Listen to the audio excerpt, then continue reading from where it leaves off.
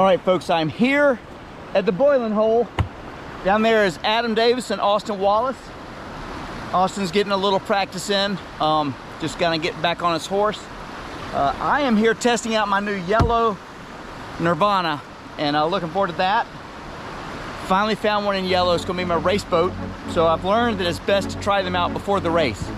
If you're not too familiar with that, look up here at this video after this and have a good laugh at my expense. So let's put on in and see what the Nirvana feels like. All right, so do this one precise. Right boat angle to get to that little notch.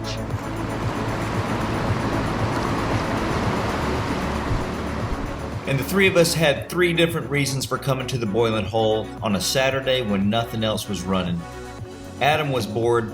I wanted to do a function test on my new Nirvana and make sure it was ready for race day at Wilson Creek, which is February 5th. Come on out and enjoy, spectate, or race if you have the skills. And Austin Wallace is needing to get some seat time and some repetitions in his boat to get his confidence back. Austin got out to a great start in whitewater in 2020, had some good runs, to include Nolichucky Gorge, and he did well, only swam a couple times. But in 2021, he only got in that beautiful blue boat 4 times as he was knocking off some bucket list hiking trips and a lot of other things going on. He went out on the French Broad with us a couple weeks ago, and the river just basically ate him up. And so he feels like he's starting over from scratch, but that's not the case. We just need to get him some wins, some repetition, and some seat time, and it's all gonna come back to him. And I wanted to make this video anyway, because I get this question a lot, and I see a lot of paddlers going through this. And basically it's, how do I get my confidence back after I've been shaken? And that could be a really good paddler having a really bad swim in a dangerous place and feeling like they were about to die. Or it could simply be a newer kayaker thinking they had everything going for them, and then they get out on the water and things just go poorly and they feel like they haven't gotten anywhere. And so basically kayaking is a head game, and you have to treat it as such. There are a bunch of motor pattern skills you need to develop, that you need to relearn some instincts and some intuition, learn how to read the water, and then just put in those repetition of skill. But kayaking is a mental game, at least 50%, maybe more. And when that part's off, you cannot address it by just addressing the physical parts.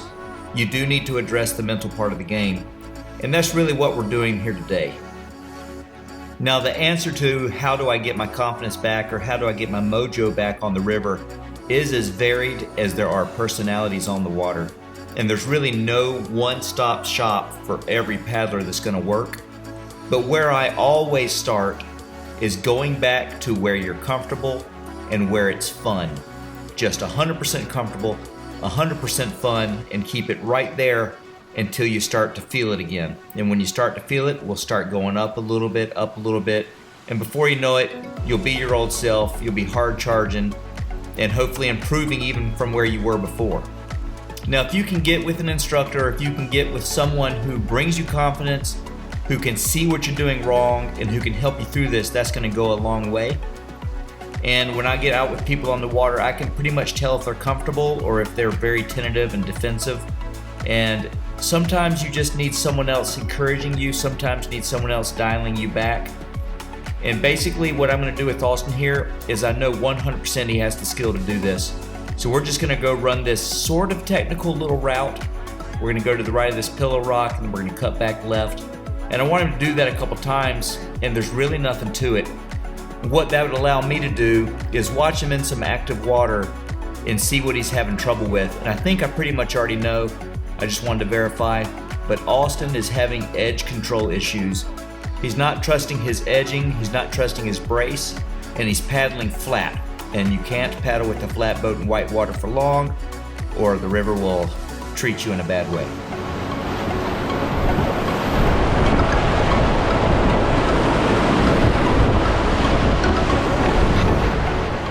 And because Austin is paddling flat and defensively and not trusting his edging and his bracing and his strokes, he's trying to go through the rapids more like in a float fashion.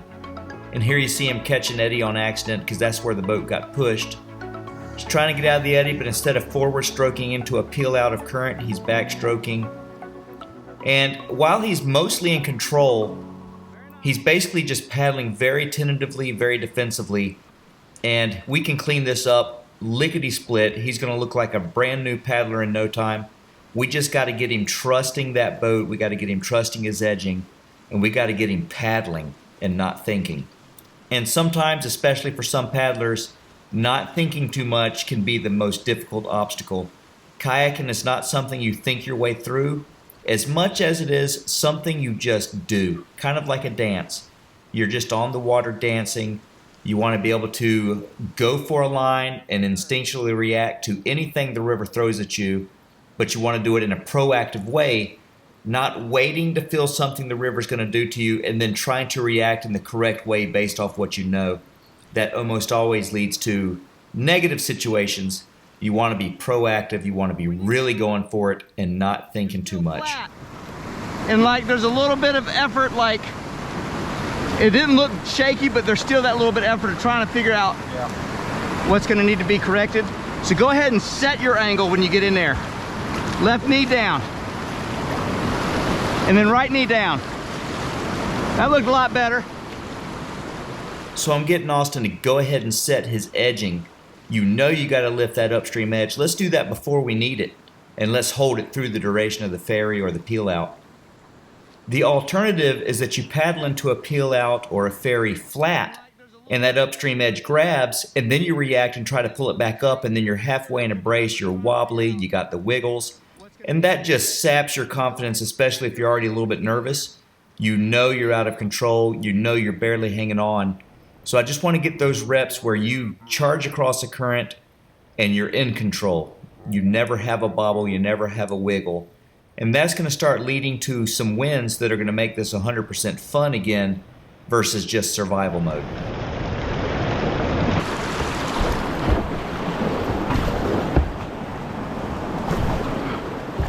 Now while I got Adam here too, I need to focus on Adam a little bit as well. And Adam is going to get nothing from running down the boiling hole one more time. He's way past this, but he's out here, so I'm going to challenge him to start doing some crazy stuff. And we know this rapid very well. It's a relatively safe rapid, and we can afford to get a little bit creative. And at this low flow, it's not going to be very punishing. But I'm going to challenge Adam to do a ferry across the face of the rapid at its most powerful point and try to get to the other side. And let's see if he can do it. I've never tried it before, but we're just getting imaginative and we're just trying to step up the game and not waste our time by doing the same thing a million times over when we could get a little more something out of it by trying something new. Hey, I got a new move right here. Yeah. Take that far right chute to the mouth of the rapid, then drive across and still catch the flare booth. Do you see the line? I think I do. Do you want to be the first to do the most awesome move ever? No, not really. I do this to Jerry all the time. It's a growing thing. Anything is easy when you see someone else do it the first time. Let's put it that way. And it's just low water boiling hole. Oh yeah. Make it happen, Adam.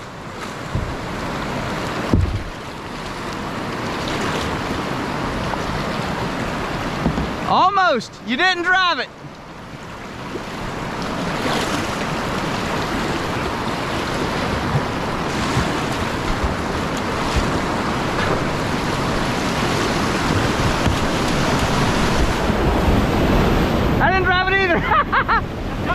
There's nowhere to put a paddle. Yeah. But it's fun to explore it sometimes like that.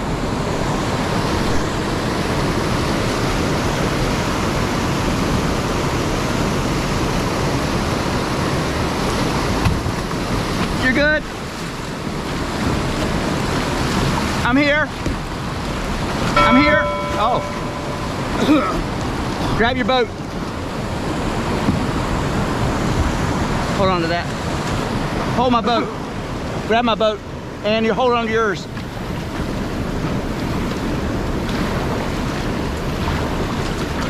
So, that was awesome. Do you know what you did?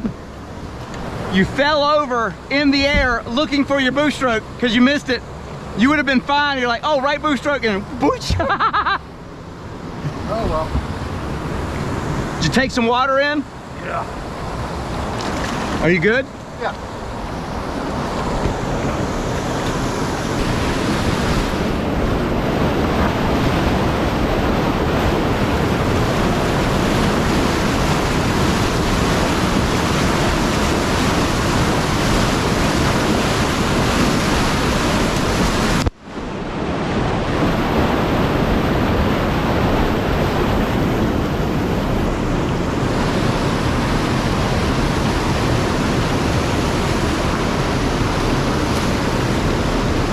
That was nice. And I encourage everyone that goes to the boiling hole with me to get in the boiling hole. It's chaotic, it surges, there's no real flow or rhythm to it, and it's really a terrible surf wave. It's more of a churny hole that boils, hence the name boiling hole. But if you can get in there and just get used to dealing with that current, that's going to go a long way for your paddling. And you're always having to do something when you're in there. And if you've got any kind of roll at all, I encourage you to just jump in there. If you flip, just hang in there. It gets easier and easier because the current slows down. But try to drive across the hole, do a little pivot turn, come back across the face of the hole. You can get yourself stuck on that river left seam, and your boat will stay there for a pretty good bit, and you can just work on leaning on that brace. And throw your stern in there. If you have a small boat like Adam's, you can easily do a stern squirt. Just a great place to go mix it up with the water and just get that repetition, get that seat time of only being marginally in control because the water is very powerful. Great place to start learning this, and you're going to need these skills if you're doing whitewater. Don't avoid holes at all cost. Get in the holes you can probably make it through and survive, and that's going to increase your ability to paddle bigger water. So we got Austin back in the water, and if you know Austin, he's not a quitter. He's going to keep going till he gets it. He's got his edge set pretty good, but as he gets through the second half of this, he bobbles his edge a couple times, blows his nose downstream, and then doesn't catch the eddy right away. So he's trying to ferry, he's not trying to peel out, and theoretically when you ferry you want to come straight across then straighten right back out. That one was much better. And it right when your nose enters it, it's a timing thing. Because if you don't set it, the boat design can't work. If it starts washing, it's gonna wash. If it starts ferrying, it will continue that, yeah. So as soon as you know it's gonna, probably when the current gets to your feet, is probably when it's actually gonna hit. You should be setting kind of a sweep stroke to offset that push, and that'll get you going and it'll go from there.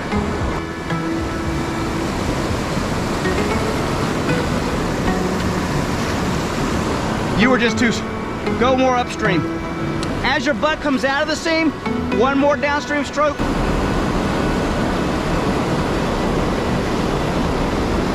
So that left stroke's getting you every time. You can avoid it altogether or have more upstream. Like just do just downstream strokes. As you come in,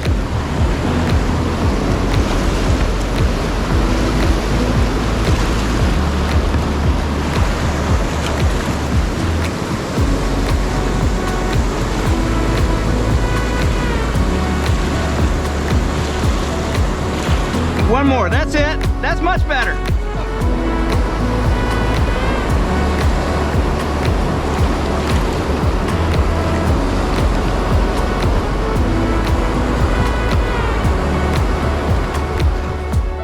That was the one I've been looking for. As you see Austin come across this time, I see someone paddling and paddling aggressively. His posture's good, his strokes are pretty vertical, and he's doing what needs to be done to keep his boat on track, navigating the current and going right where he wants it to go.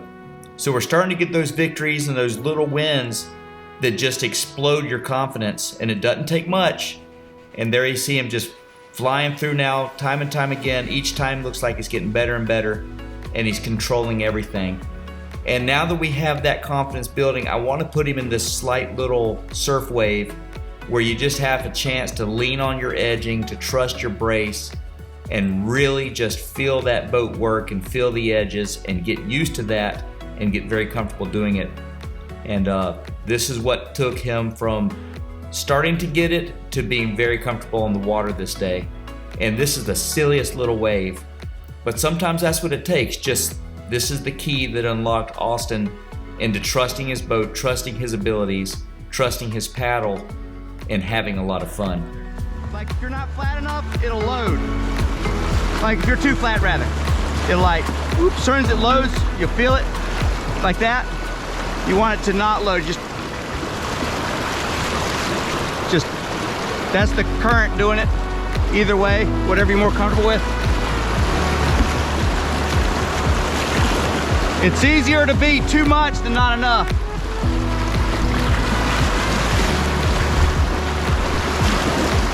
I can get in there.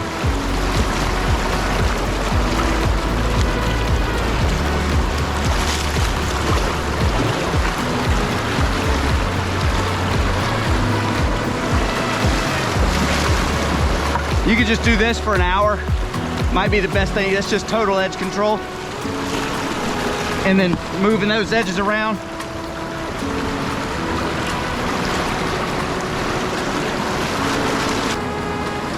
Yep, put your paddle in the water. There you go. Always had that paddle in there. Downstream.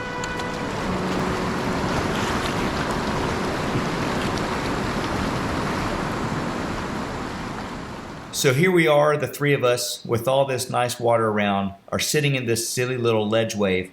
But this was the best tool I had to unlock Austin from thinking and being rigid and nervous into paddling and having fun and commanding his boat and trusting himself, trusting his boat, trusting his paddle, and just regaining his feel for kayaking.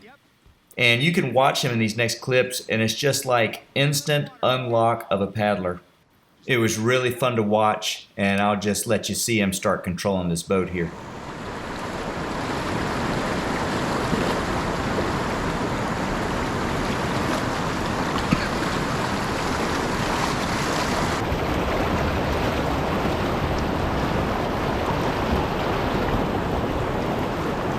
It's just a little bit of lift, keeps you from falling over. And if you match the force, whatever it takes to stay upright, it'll keep pushing you up.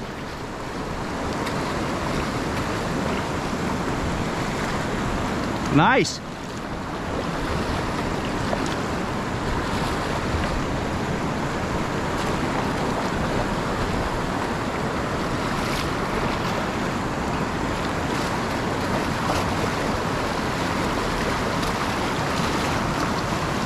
See if you can spin in a 360 that way. Yep, nice. Now transition edge. Go backwards with, oh, you paddle forward out of it. Because that's, next time just keep it in the water. See if you get to a 360. That left 360 is the way to go.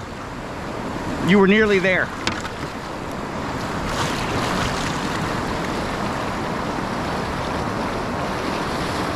Yep, now backstroke, yep. Left edge, nice. See, you're paddling now, and it's easy. That's what I'm talking about, Austin.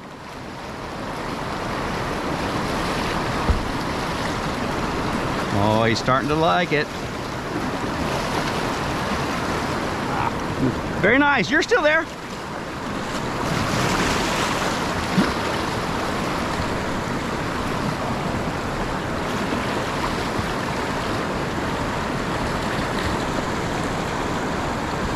You look 20 times better than 10 minutes ago. So after having a little fun and seeing a smile on Austin's face, we're going to go right back to that technical little line that gave him a little bit of trouble earlier. We're going to try to knock it out of the park. I think he's going to crush it. And everything about the way he's paddling right now is looking a lot better. So we're going to try to be precise. There's some bony little water, and we're going to try to get down into that little chute, and then we'll go do the S-turn from there.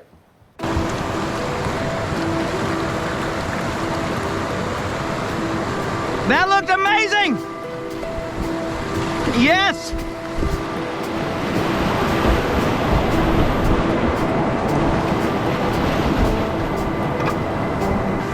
What are you going for? Do the same thing last time. Are you going to turn it this time? Right on. I'll follow you down so you can see your awesomeness. Yeah.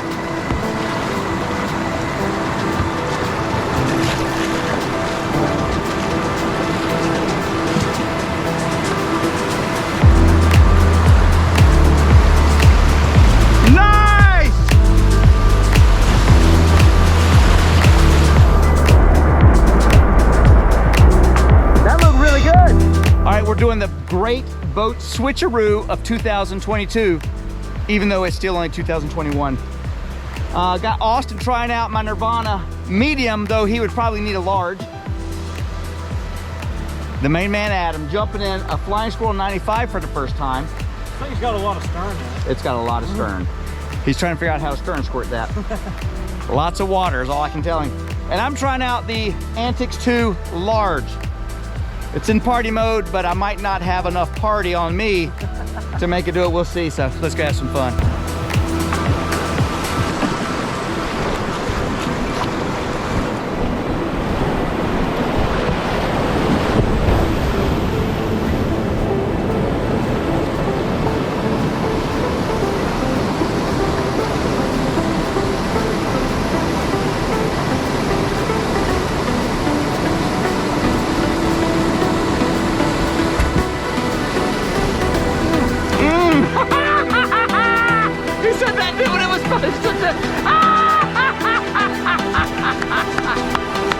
He likes it.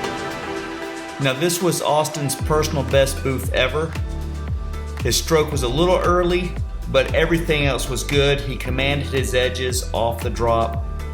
Little edge transition even, so he landed with his right edge up, which is amazing. And he held that edge as he eddied out here into the eddy next to the rock, looking like a rock star. And look at that smile on his face.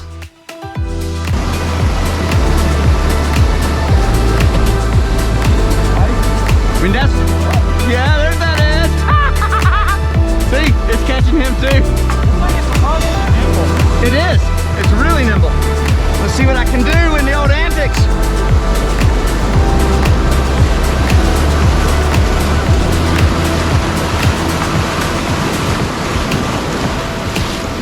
Yeah, it's a good boat.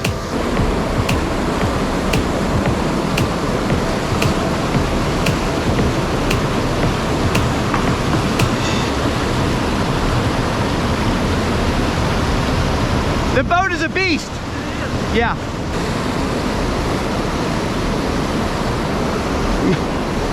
Yeah.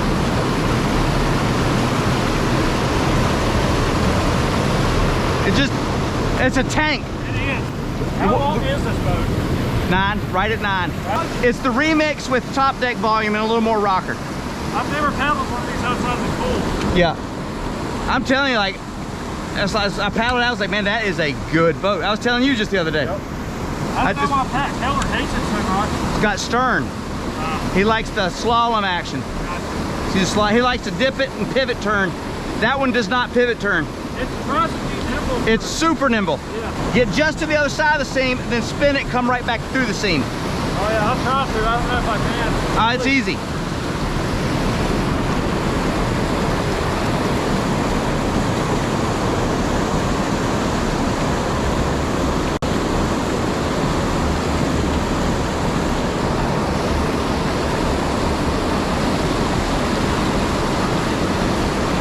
Yep. It just eats it up.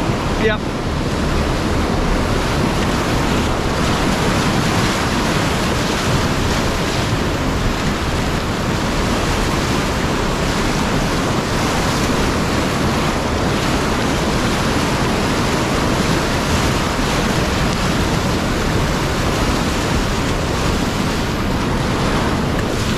Oh! It's too big for me to do it.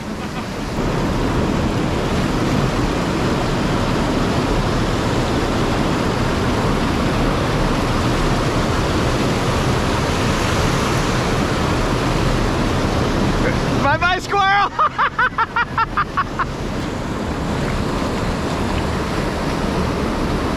Oh, yeah! He's getting there! Edges. It makes that part easy.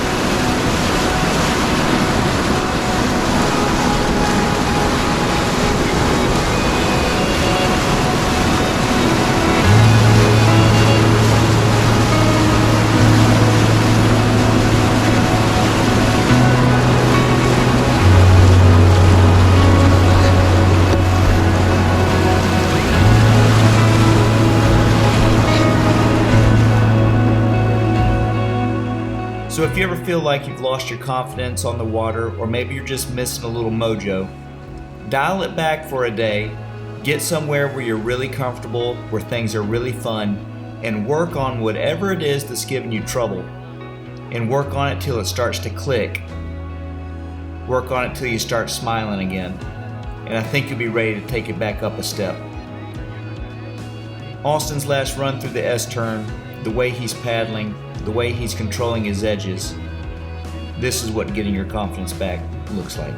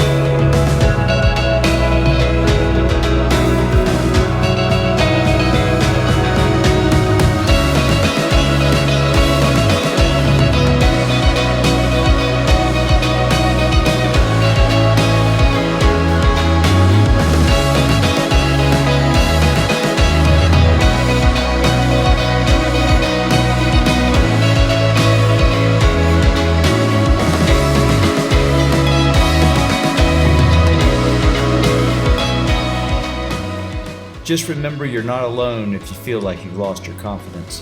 There's not a paddler out there who's done this for very long who hasn't been rattled by the river. And whenever that moment comes when you feel like you need to get the mojo back, let's go start with having fun. Hope the video helps. If you find it useful, please let me know in the comments. And I hope to see you out on the river. See you next time.